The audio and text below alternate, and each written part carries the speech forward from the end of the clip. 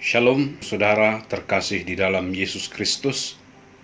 Nats khotbah hari Minggu ini diambil dari kitab Lukas pasal 18 ayat 1 sampai 8. Dan nats ini adalah mengenai doa. Pada masa virus corona ini sangat indah kalau kita belajar mengenai doa. Apakah itu doa? Sederhananya, doa adalah manusia berbicara kepada Tuhan. Kalau Anda seorang ayah, pasti Anda suka kalau anak Anda berbicara kepada Anda. Pasti Anda akan sedih kalau anak Anda tidak mau berbicara kepada Anda. Atau kalau anak Anda berbicara kepada Anda hanya ketika mereka membutuhkan sesuatu.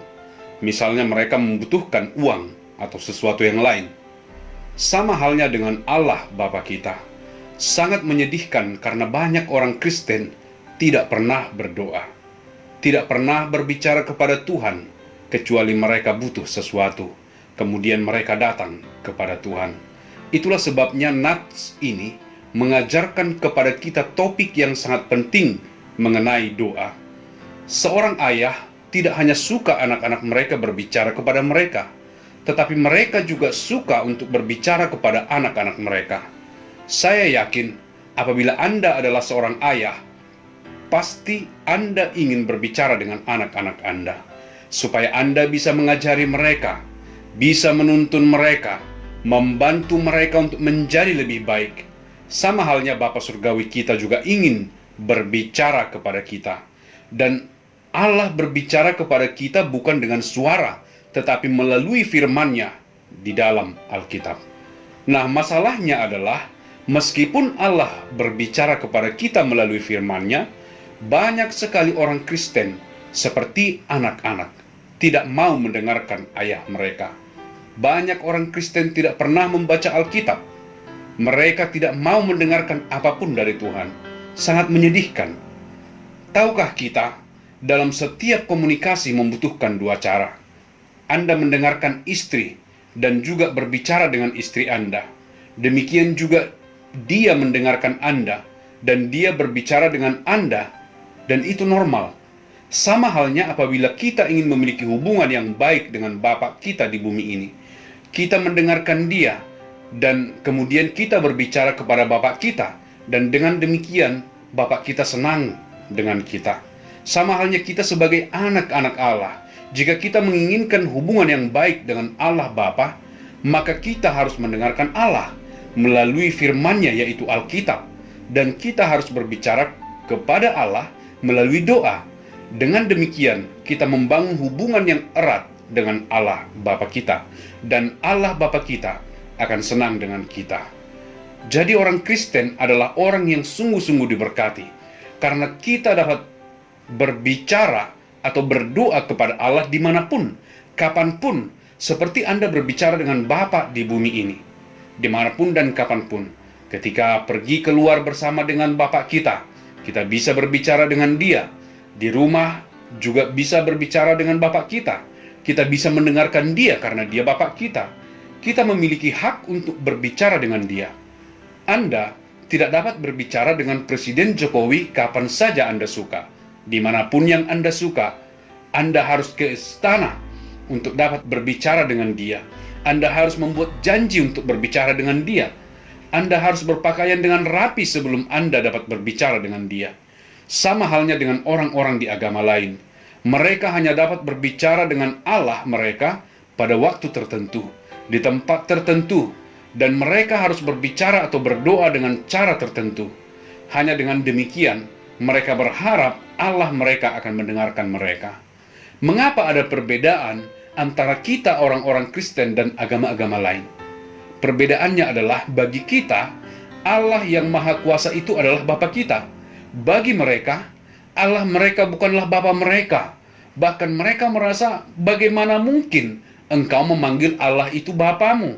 Apakah kamu tidak mengenal siapa Allah itu? Dia Allahu Akbar. Dia sangat tinggi. Dia sangat jauh. Jadi kita sebagai orang-orang Kristen, hanya bagi kita orang-orang Kristen bisa datang kepada Allah yang Maha Kuasa ini dan memanggilnya Bapa. Allah Bapa. Jadi ini karena Yesus telah mengatakan kepada kita dalam Yohanes 14 ayat 6. Dan Yesus berkata, "Akulah jalan dan kebenaran dan hidup. Tidak seorang pun yang dapat datang kepada Bapa kecuali melalui aku." Jadi Yesus berkata, apabila Anda sudah menerima Dia, apabila Anda sudah percaya kepadanya bahwa di atas kayu salib, Yesus mati untuk semua dosa. Yesus membayar semua dosa-dosa Anda, dosa masa lalu, dosa masa sekarang, dan dosa di masa yang akan datang. Dan Yesus berkata, sudah selesai, lunas. Apabila Anda percaya di dalam hati Anda bahwa di atas kayu salib, Yesus sudah membayar semua dosa Anda. Kemudian Anda menerima Dia sebagai juru selamat. Kemudian Yesus berkata, engkau bisa datang kepadanya, yaitu Allah Bapa. Ingat, Yesus berkata dalam Yohanes 14 ayat 6. Yesus berkata, akulah jalan dan kebenaran dan hidup. Tidak seorang pun datang kepada Bapa kecuali melalui aku. Jadi jika Anda sudah menerima Yesus sebagai juru selamat, Anda sudah percaya dalam hati Anda, bukan hanya di kepala tetapi di dalam hati, bahwa di atas kayu salib Yesus membayar semua dosa-dosa Anda, semuanya. Kemudian Dia berkata lunas, dan Dia bangkit dari kematian, dan Anda terima Yesus sebagai juru selamat Anda di dalam hati Anda, maka Anda dapat datang kepada Allah Bapa. Bukan Allah yang jauh, tetapi Allah Bapa kita. Itulah sebabnya kita dapat berbicara dengan Dia kapanpun, seperti kita berbicara dengan Bapa kita sendiri. Sungguh berkat yang indah, di mana kita dapat berbicara kepada Allah Bapa kita, dimanapun dan kapanpun. Jadi berdoa itu hal yang dapat kita lakukan bukan hanya di gereja. Kita bukan seperti orang lain yang harus pergi ke tempat khusus seperti masjid, atau kelenteng, atau bukit tertentu, dan baru bisa berdoa kepada Tuhannya.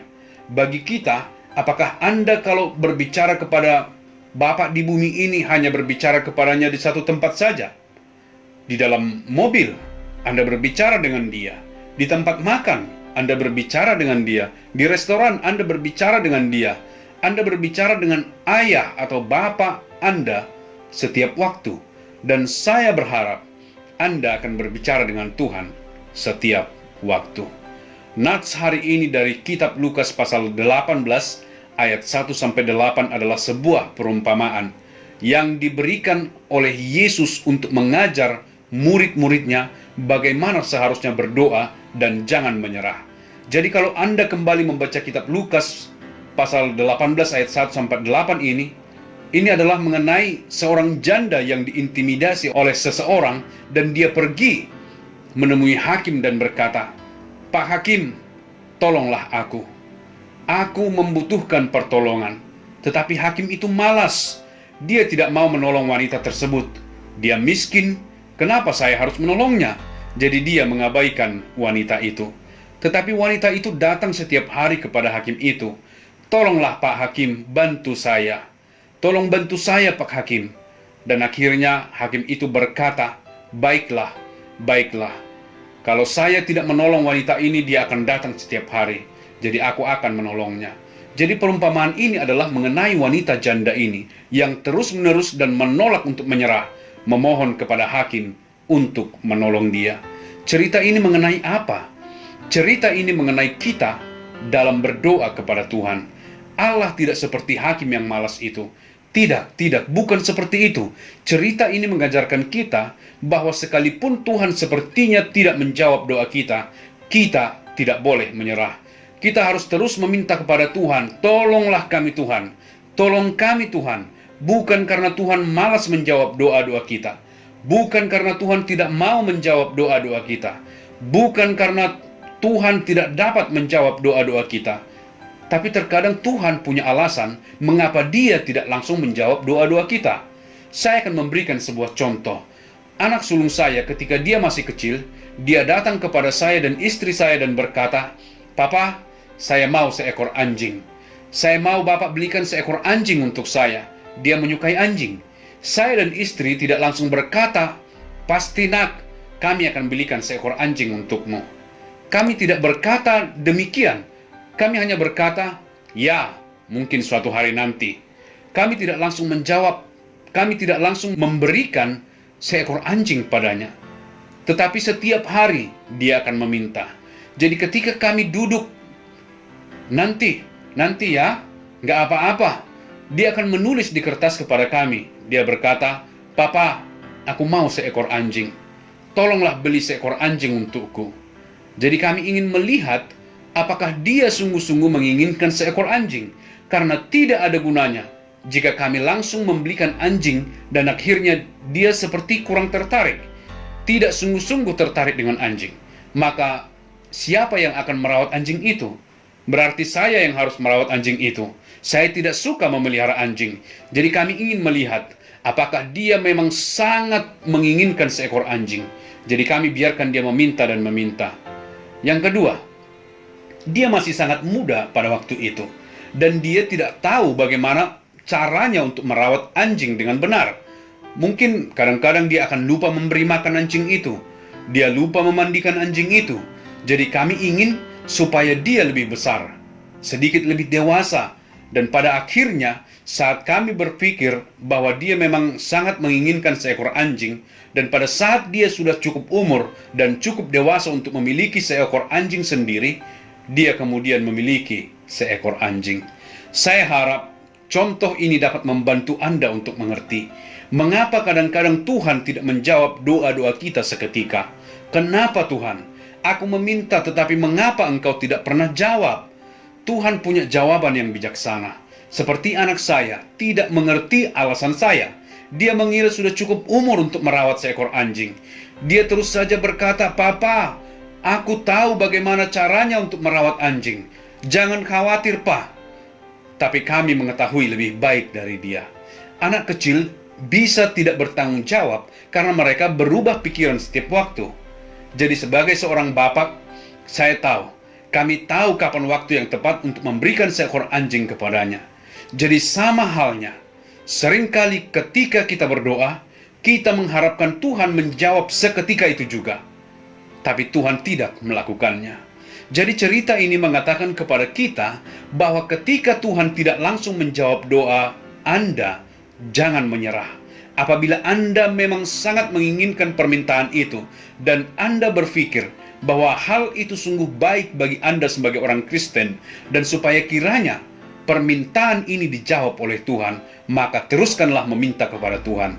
Seperti anak saya, terus-menerus meminta kepada saya. Saya harap ketika Anda berdoa tentang sesuatu, jangan mudah menyerah. Seperti itulah tepatnya cerita di Nats ini. Supaya bertekun, terus-menerus berdoa. Mungkin Anda sedang berdoa untuk kesehatan. Anda ingin kesehatan Anda ditolong oleh Tuhan. Tetapi kelihatannya Tuhan seperti tidak sedang menolong Anda. Tidak tahu mengapa. Mungkin Tuhan ingin mengajar Anda untuk berdoa lebih lagi. Mungkin Tuhan ingin supaya Anda berkomunikasi dengan Dia lebih lagi. Saya tidak tahu. Tuhan punya alasannya. Mungkin Anda sedang berdoa agar anak Anda lebih bertanggung jawab. Mungkin dia anak yang nakal. Anda kemudian berdoa dan sepertinya Tuhan tidak menjawab. Lalu Anda berkata, "Kenapa Tuhan?" Kemudian Anda menyerah. Jangan lakukan itu. Mungkin Tuhan ingin supaya Anda rendah hati dan menyadari bahwa hanya Tuhan yang dapat mengubah hati anak Anda, bukan Anda, bukan dengan omongan, bukan dengan memarahinya. Allah punya alasannya. Mungkin putri Anda yang ingin menikah dan Anda tahu seorang pria yang baik dan Anda berdoa supaya pria inilah yang akan mendekati putri Anda. Tetapi orang itu tidak melakukannya. Mungkin Tuhan tahu bahwa pria itu tidak sebaik yang Anda pikirkan. Mungkin orang itu belum menjadi orang yang bertanggung jawab. Mungkin orang itu tidak cocok dengan putri Anda. Bukan pria yang tepat, saya tidak tahu. Tapi Tuhan itu bijaksana. Dia bukan hanya menjawab doa Anda, tapi menjawabnya pada waktunya dengan caranya. Kisah hari ini adalah jangan mudah menyerah. Doa yang paling penting untuk didoakan dengan tekun adalah berdoa supaya orang-orang yang Anda kasihi, anak-anak Anda, mungkin suami, mungkin istri Anda, mungkin keluarga Anda, supaya mereka sungguh-sungguh percaya kepada Yesus sebagai juru selamat mereka, supaya mereka sungguh percaya dalam hati mereka bahwa mereka adalah orang-orang berdosa dan mereka memerlukan Yesus. Supaya mereka akan percaya bahwa di kayu salib Yesus mati untuk semua dosa mereka dan membayar harganya dan bangkit dari kematian, supaya barang siapa yang percaya kepadanya, menerima dia sebagai juru selamat, tidak akan binasa, melainkan beroleh hidup yang kekal. Inilah doa yang harus Anda tekuni, dan jangan pernah menyerah. Teruslah berdoa dan berdoa, hingga orang-orang yang Anda kasihi berkata, "Ya, aku percaya Yesus mati untuk semua dosa-dosaku. Aku orang berdosa. Aku percaya kepadanya sebagai juru selamat." Jangan menyerah sampai mereka percaya, bukan di kepala, tapi di dalam hati.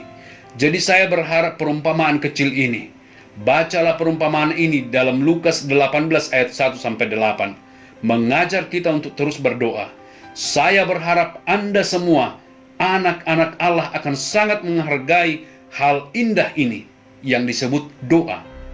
Kita dapat berbicara kepada Allah Bapa kita dimanapun, kapanpun, seperti saya ingin anak saya berbicara kepada saya ketika saya berjalan, ketika kami pergi keluar, ketika kami pulang ke rumah. Saya ingin anak saya memanggil saya Pa, Papa, dan saya ingin anak saya mendengarkan saya. Dan saya harap Anda akan berbicara kepada Tuhan di dalam doa dan mendengarkan Tuhan melalui pembacaan firman-Nya di Alkitab. Kiranya Tuhan memberkati Anda minggu ini. Amin.